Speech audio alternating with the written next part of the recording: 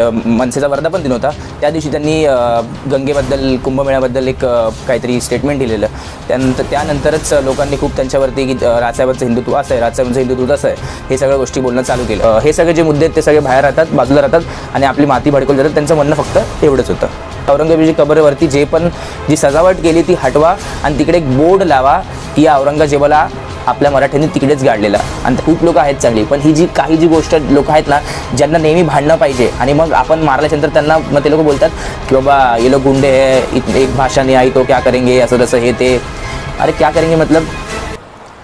नमस्कार मित्रांनो, तुमचं नवीन व्हिडिओमध्ये स्वागत आहे. तर मी सोहम आज एका म्हणजे काय बोलतात ना 2-3 दिवसापासून आपला जे गुढीपाडवा मेळावा झाला राजसाहेबांचा, त्यानंतर 2-3 दिवसापासून खूप लोक बोलत होते की राजसाहेबांवरती एक गुढीपाडव्याचा जो मेळावा आहे त्याच्यावरती व्हिडिओ बनव. तर आज शेवटी मी या गोष्टीवरती, या मुद्द्यांवरती व्हिडिओ बनवणार आहे. तर माझ्या डोक्यात 4-5 मुद्दे जे राजसाहेबांनी बोलले आणि ते म्हणजे खरंच खूप भारी पण आहेत आणि ते लोकांपर्यंत मला असं वाटतं कुठेतरी चुकीच्या पद्धतीने गेलं आहे की राजसाहेबांचं हिंदुत्व खूप वेगळं आहे किंवा नेहमी राजसाहेब हिंदुत्व का बदलतात है ना, हे सगळं लोकांच्या मनात बसलं आहे. तर लोकांपर्यंत पोहोचवणं, कारण की त्या दिवशीची जी सभा होती, त्या दिवशीची जी स्पीच होती ती एक म्हणजे खूप कमी लोकांना समजली असेल की त्यांना त्या गोष्टीवरून काय समजत होतं, पूर्ण भाषणामधून त्यांना काय समजवायचं होतं.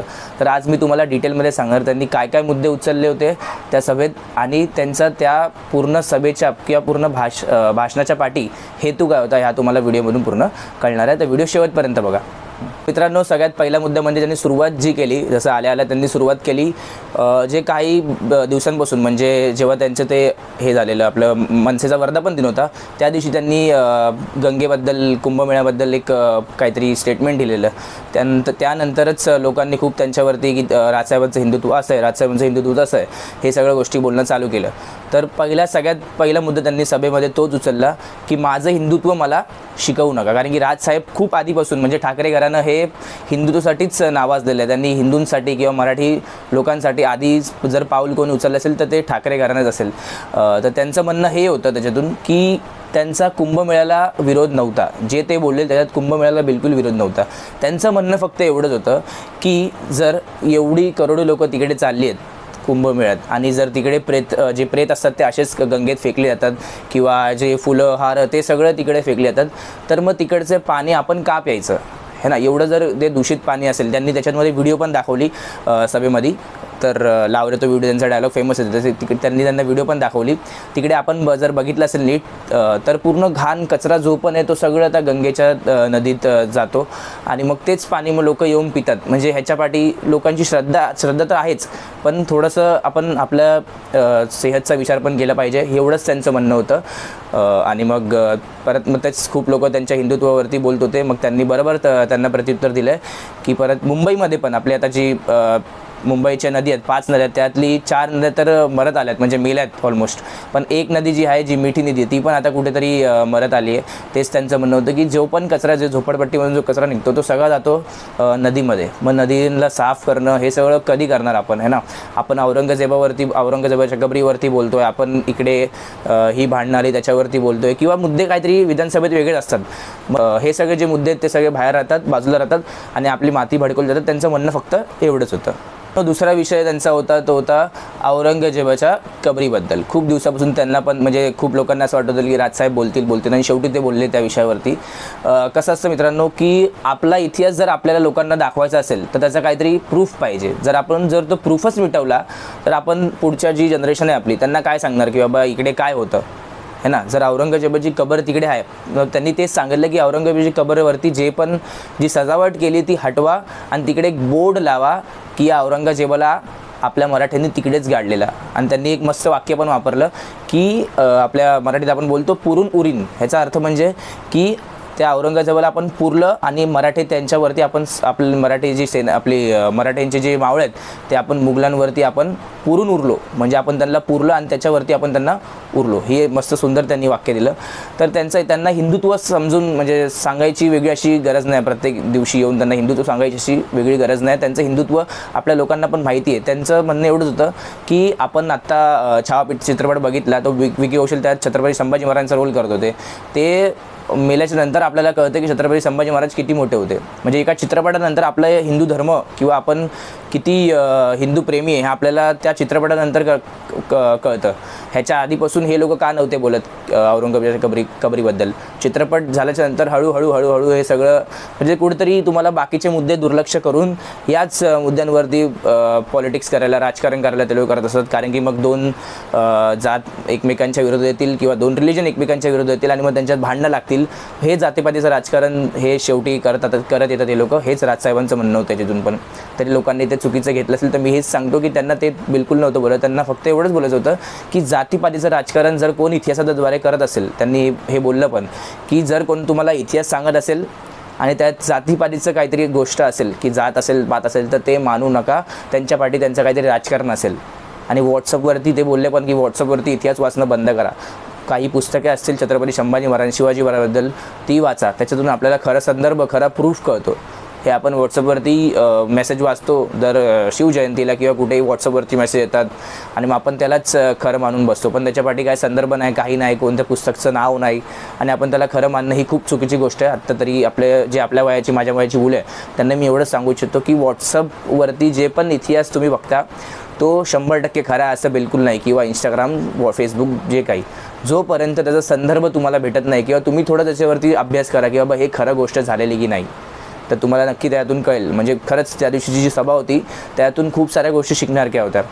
परत राजसाहेब हे सुद्धा बोलले की जर कोणताही व्यक्ती जर तुम्हाला जातीपातीतून इतिहास सांगतोय, म्हणजे जसं की छत्रपती संभाजी महाराजांचं लोक बोलतात की मृत्यूचं कारण म्हणजे ब्राह्मण होते किंवा काही रिझन असतील ज्याच्यामध्ये जात लावतो, आपण जातपात लावतो, तर राजसाहेब हे सुद्धा बोलले की त्याच्यावरती लक्ष देणं, कारण की तो माणूस कोणत्या तरी पक्षाचा असेल. हे खूप सुंदर वाक्य होतं. कारण की छत्रपती शिवाजी महाराजांच्या काळात पण 18 प्रगट जाती त्यांच्यासोबत होत्या. म्हणजे किती मोठी गोष्ट आहे. त्या वेळेचा राजा जर एवढ्या मोठ्या काय बोलतात आपलं जी सैन्य होती ती घेऊन चालला, ज्याच्यामध्ये इतर जातीचे लोक होते, तर मग किती मोठी गोष्ट. आणि आपण आता छोट्या छोट्या गोष्टीवरती, जातीवरती भांडतोय. हा हिंदू, हा मुस्लिम, हा ब्राह्मण, हा मराठा, हे सगळं. परत त्यांनी ते संतोष देशमुख आणि वाल्मिक कराडचं पण उदाहरण दिलं. त्याच्यात ती जी मूळ गोष्ट होती की संतोष देशमुख त्या खंडणीच्या विरोधात होता. जिकडे ते वाल्मिक कराड खंडणी करत होता त्याच्या विरोधात संतोष देशमुख होते. तर त्याच्यावरती त्याला मारहाण झाली. तर आपण त्याला लेबल लावली की वंजारा समाजाच्या माणसाने एका मराठी माणसाला मारलं. म्हणजे ह्याच्यात काय तथ्यच नाही. आपण जर नीट लॉजिकली याच्या गोष्टीचा विचार केला तर एका चुकीच्या गोष्टीवरती जर कोण आवाज उचलत आहे तर त्याला मारणं ही चुकीची गोष्ट आहे. ह्यांची खंडणी हे लोक दादागिरी करतात आहे. तर राजसाहेब हे पण बोलले की जर तुम्हाला दादागिरी करायची तर मी तुम्हाला दाखवतो कुठे दादागिरी करायची, तिकडे जाऊन दादागिरी करा. एवढी जर हिंमत असेल तुमच्यामध्ये तर जा, आपल्या बॉर्डरवरती लढा आणि आपल्या देशाला वाचवा, काहीतरी देशासाठी काम कराल. हे खंडणी करून लोकांवरती दादागिरी करून त्यांच्याकडून त्यांना मारहाण करून ह्या सगळ्यांमध्ये दादागिरी प्रूव्ह होत नाही. त्यांचं एवढंच म्हणणं होतं बोलायचं. परत एक गोष्ट त्यांनी अजून खूप चांगली बोलली की खूप दिवसांपासून आपण 1-1.5 महिना किंवा 2 महिने झाले असतील नेहमी बघतोय की कोण ना कोणतरी गिरगावमध्ये झालं, परत कल्याणमध्ये झालं, परत आमच्या वर्सोवामध्ये पण झालं की बाहेरची लोकं जी आहेत, मारवाडी झाली, गुजराती झाली, ते लोक येऊन त्यांना आम्ही बोललो की बाबा मराठीमध्ये बोला, तर त्या लोकांचं एकच वाक्य असतं. आणि ते असे नाही की बाबा कालचे आलेले लोक आहेत, ती सगळी 10-10, 15-15 वर्षापासून इकडे राहतात ते. आणि ते लोक बोलतात की मराठी नहीं आया तो क्या करेंगे, है ना, मराठी अगर हमको नहीं आ रहा है तो हम क्या करेंगे. म्हणजे ह्यांना एवढी अकला नाही आहेत खरंच मित्रांनो की आपण जर कोणत्या राज्यात, मी किती दिवस झाले ह्या गोष्टीवरती बोलतो, माझे पाठचे जर राजसाहेबांचे आपण म्हणजे कोणतेही व्हिडिओ मराठीबद्दल बघाल तर मी नेहमी बोलत आलो आहे की आपण जर कोणत्याही राज्यात, म्हणजे समजा त्यांच्या विरोधात सोडून टाका, मी जर दुसऱ्या राज्यात चाललो आहे, 10-15 वर्षापासून राहतोय तिकडे पैसा कमवतोय, तिकडचा पैसा मी कमवतोय, तिकडे माझं दुकान आहे, तिकडे माझं घर आहे, तर माझ्या आजूबाजूला जर जास्त मराठी लोक असतील तर त्यांच्यासोबत मला राहायला, त्यांच्यासोबत बोलायला मला कमीत कमी मराठी आली पाहिजे. आपण मराठी लोक जातो त्यांच्या दुकानात, मारवाडीचं दुकान असेल, आपण जाऊन त्यांच्या हिंदीमध्ये बोलतो आणि तो पण हिंदीमध्ये बोलतो आपल्यासोबत. कारण की आपणच सुरुवात जर मराठीपासून नाही केली तर त्याला तो कुठे मराठीमध्ये बोलणार आहे. आपण जर जाऊन बोललो बाबा मला हे पाहिजे, ही गोष्टी पाहिजे, तर तो कुठेतरी मराठी शिकायचा प्रयत्न करेल की बाबा हा माझा गिराईक मराठी आहे तर मला मराठीमध्ये बोलणं गरजेचं आहे. मित्रांनो, आपल्याला खरंच कळत नाही राजसाहेब किती वेळा राजसाहेब बोलायचीच गरज नाही पडली पाहिजे आपल्याला. ही गोष्ट एक मोठा नेता येऊन, बाकीचे नेते बघा ह्या गोष्टींवरती कधीच बोलणार नाही. त्यांची सभा फक्त राजकारणावरतीच एवढंच असतं की इलेक्शन आले, हे करायचं आपल्याला, ते करायचं आहे, मग लाडकी बहीण योजनेचं झालं ते सगळं, तर त्या व्यतिरिक्तच तुम्हाला त्या गोष्टीमध्ये तुम्हाला फिरत असतात. पण राजसाहेब हे आपल्या जे मला खरंच म्हणजे मी कोणत्या पॉलिटिकल पार्टीला तसं सपोर्ट करत नाही, पण राजसाहेबांसाठी खरंच मला असं म्हणजे वाटतं की राजसाहेब हा माणूस जो आहे तो खरंच लोकांपर्यंत चांगले विचार पोहोचत असतो. आणि आज पण मी बघत होतो की जे अविनाश जाधव आहेत ते एका बँकेत गेलेले स्टेट बँक ऑफ इंडियामध्ये, कारण की राजसाहेबांनी आदेश दिलेले की जेवढे पण आपले मनसैनिक आहेत त्यांना सांगा की उद्यापासून म्हणजे त्या दिवशी ते बोललेले की 1 तारखेपासून जेवढे पण बँक आहेत आपल्या महाराष्ट्रातल्या जेवढे पण बँक आहेत तिकडे बघा की मराठी वापरली जाते की नाही. कारण की जेव्हा मराठी भाषेला अभिजात दर्जा मिळालेला तेव्हा मान्यता दिलेली की जेवढे पण सरकारी कार्यालय आहेत तिकडे मराठी आलीच पाहिजे. मग आज अविनाश जाधव तिकडे गेलेले तर तिकडचा जो मेन माणूस होता तोच कोणतरी वर्मा का काहीतरी का गुप्ता काहीतरी असं काहीतरी होता, म्हणजे बाहेरच्या राज्यातला होता. आणि परत तेच मला बोलायचं आहे की जर ह्या लोकांनाच काही नसेल की बाबा ह्यांनाच समोरून मराठी बोलायची इच्छा नाही, म्हणजे काय बोलायचं. 15 वर्षापासून आपण एका राज्यात राहतोय पण त्यांना मराठी बोलायला आवडतच नाही आहे, त्यांना दादागिरी त्यांची वाढत चालली आहे. असंच करून पुढच्या 5 ते 10 वर्ष सांगतो मित्रांनो आपल्यावरती हे लोक दादागिरी करणार म्हणजे करणार. आता तर सुरुवात झाली त्या गोष्टीची, आता अचानक कुठून हे लोक येतात ते, कारण की ही गोष्ट त्यांना आता सुरुवात करायची. हळूहळू अजून बाहेरून लोक येणार, अजून बिहारी लोक, गुजराती लोक, मारवाडी लोक येणार आणि मग मराठीवरती दादागिरी करणार. माझे खूप चांगले मित्र आहेत जे बाहेरच्या राज्यातलेत पण ते लोक स्वतःला मराठी मानतात, इकडे राहूनसुद्धा मराठी मानतात.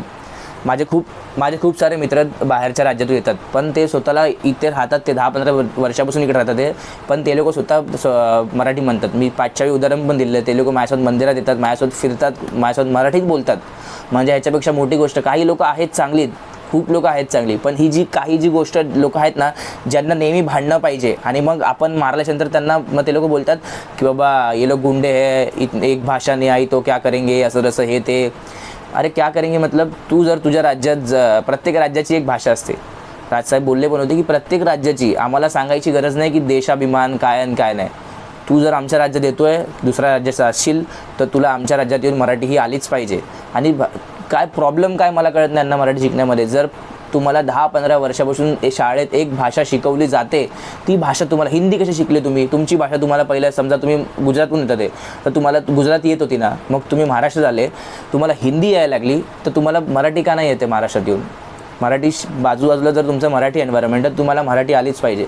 आणि मग कानफाटी त्यांना बसते, मग ह्या लोकांना वाटतं की बाबा आता कुठे आपल्याला मराठी बोललं पाहिजे. जोपर्यंत हे लोक दादागिरी करतात चालतं आपल्यावरती, आपण जर ह्यांच्यावरती दादागिरी केली तर मग हे लोक कुठे काय बोलतात ना, एक व्हिडिओ बनवतात किंवा बोलतात की हे गुंडे आहेत, असं सगळं ते सगळं. एक हिंदीमधला एक सिंगर पण होते, मी आता मध्ये इंस्टावरती त्यांचं रील बघितलेली मध्येच की अचानक मला आली त्यांची रील. तर तेच जे मनसैनिक आहेत त्यांना ते बोलत होते की हे सफेद कपड्यातले गुंडे आहेत किंवा काय. ते वर्सोवा डीमार्टला आता मध्ये काहीतरी झालेलं, जिकडे एक कर्मचारी होता तो बोलला की मराठीने आता तो क्या करेगा असं बोलला. मग त्याला जेव्हा एक मनसैनिकांनी त्याला चोप दिला वर्सोवाच्या, तेव्हा कुठे त्याला अक्कल आली आणि मग कुठे मराठी तो बोलायला लागला. म्हणजे त्यांच्या मनात असतं की यांना मराठी बोलायचं आहे, पण फक्त ती कुठे बोलतात ना त्यांच्यावरती जोपर्यंत आपण दादागिरी करत नाही ते लोक वाट बघतात की कधी बाबा एक लाफा पडतो आहे ह्यांच्याकडून. मग कुठे त्यांच्या आतमध्ये ते काय बोलतात ना एक डर किंवा घाबरटपणा निर्माण होतो आणि मग कुठे जाऊन ते मराठी बोलायला लागतात. तर मला एवढंच सांगायचं होतं मित्रांनो की राजसाहेबांच्या पूर्ण भाषणातून आपण काय बोलतात ना शिकण्यासारखं होतं त्या दिवशीचं भाषण. म्हणजे जर एखादा माणूस ज्याचा काही, जसं मला पण कोणती पॉलिटिकल पार्टीशी माझा काहीच संबंध नाही, पण जर कोणता माणूस ॲज अ राजसाहेब फॅन म्हणून चालला आहे ती सभा बघायला गेला असेल तर खरंच त्या दिवशी खूप शिकण्यासारखं होतं त्या गोष्टीवरून. त्यांनी काय काय उदाहरण दिले, काय काय इतिहास सांगितला, टर्किशपासून काय काय भारी भारी इतिहास सांगितले त्यांनी. म्हणजे कुठचा कुठे रेफरन्स त्यांचं वाचन, ते बोलले पण की पुस्तक वाचा, इतिहास जर कळायचा असेल तर पुस्तक वाचा.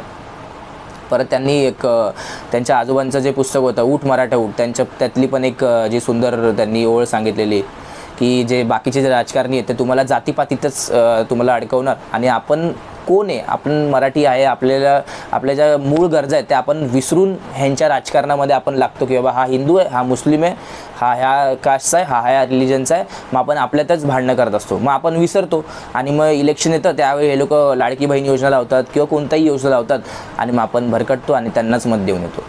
हेच त्यांना बोलायचं होतं की बाबा आता तरी जागे व्हा, नाहीतर पुढच्या 5 ते 6 वर्षात किंवा 5 ते 10 वर्षात मी सांगतोय मित्रांनो मराठी ही कुठेतरी संपलेली असेल आणि बाहेरची येऊनच आपल्या इथे दादागिरी करणार. हे गॅरंटी, हे लिहून घ्या माझ्याकडून, मी तर बोलतो. बघा तुम्ही तुमच्या आजूबाजूला पण बघा किती मराठी लोक उरलेत आणि किती बाहेरच्या राज्यातले लोक येऊन राहतात. ते मला बाहेरच्या राज्यातल्या लोकांचा काहीच प्रॉब्लेम नाही, फक्त त्यांना येऊन इकडे मराठी आली पाहिजे. जर तुम्ही एका राज्यात 10-15 वर्षापासून राहता त्यांना मराठी आलीच पाहिजे. तेच पूर्ण भाषेतून हेच राजसाहेबांना सांगायचं होतं की मूळ विषयाला भटकू नका. जर तुम्हाला माहिती की तुमच्या आजूबाजूला पाणी येत नाही, तुमच्या आजूबाजूला रोडचे कामं जे होते निट होत नाही आहे, शेतकरी किती आत्महत्या करतात. त्या दिवशी ते बोलले की एका दिवसाला 7 शेतकरी आत्महत्या करतात आहे. आणि त्यांच्या जाहीरनाम्यात लिहिलं, सत्ताधारी पक्षांच्या जाहीरनाम्यात लिहिलेलं असतं की आम्ही शेतकऱ्यांचं कर्ज माफ करू. परत झालं आता इलेक्शन, तेव्हा अजित पवार साहेब बोलले की आता तुमचं तुम्ही फटफट जे आहे ते कर्ज भरून टाका. म्हणजे हे कुठचं राजकारण आहे मला कळत नाही. आधी जेव्हा जिंकायचं असतं, त्यांना सीट जिंकायचे असतात, तेव्हा शेतकऱ्यांना बिचाऱ्यांना आशेवरती लावून ठेवतात आणि जसं इलेक्शन झालं तसं मग हवेवरती. हेच राजसाहेब समजत होते की आता जागे व्हा आणि आता जी महानगरपालिकेची जी इलेक्शन येते त्यावेळी म्हणजे एक चान्स द्या फक्त राजसाहेबांना, एवढंच त्यांचं म्हणणं होतं की मला फक्त एक चान्स द्या. आणि जसं ते बोललेत, नेहमी ते बोलतात की महाराष्ट्राला स्तुतासारखं सरळ करेल मी, म्हणजे कोणाची टाप होणार नाही राजसाहेबांच्या पुढे बोलण्याची, एवढंच त्यांना बोलायचं होतं. तर मित्रांनो, व्हिडिओ आवडला असेल तर म्हणजे खरंच मी खूप म्हणजे असं होतं आतमध्ये मला की बोलायचं तर बोललो, आज बोलून टाकतो तुमच्यासमोर सगळं. आणि तुम्हाला पण समजवतं की नक्की त्यांचं काय बोलायचं म्हणणं होतं. खूप लोकांनी त्याचा गैरसमज घेतलेला. तर मला असं वाटतं की माझ्या व्हिडिओद्वारे तुम्हाला कळलं असेल की नक्की त्यांचा विषय काय होता, त्यांना बोलायचं काय होतं. व्हिडिओ आवडला असेल तर व्हिडिओला लाईक करा, खूप लोकांपर्यंत पोचवा, शेअर करा. असं नाही की हा कोणता पॉलिटिकल व्हिडिओ आहे, जे राजसाहेबांचे फॅन असू दे किंवा नसू दे त्यांच्यापर्यंत हा व्हिडिओ पोचवा. भले ते मराठी असतील किंवा दुसरे कास्टचे असतील किंवा दुसरे राज्याचे असतील, त्यांना पण हा व्हिडिओ आवडेल. कारण की ह्याच्यात मी त्यांच्याबद्दल द्वेष नाही दाखवला, मी फक्त एवढंच बोललो आहे की बाबा तुम्ही राज्यात, आणि त्यांना पण हा पटेल की बाबा आपण एका राज्यात राहतो, त्या राज्याची भाषा आपल्याला आली पाहिजे. तर जय हिंद, जय महाराष्ट्र.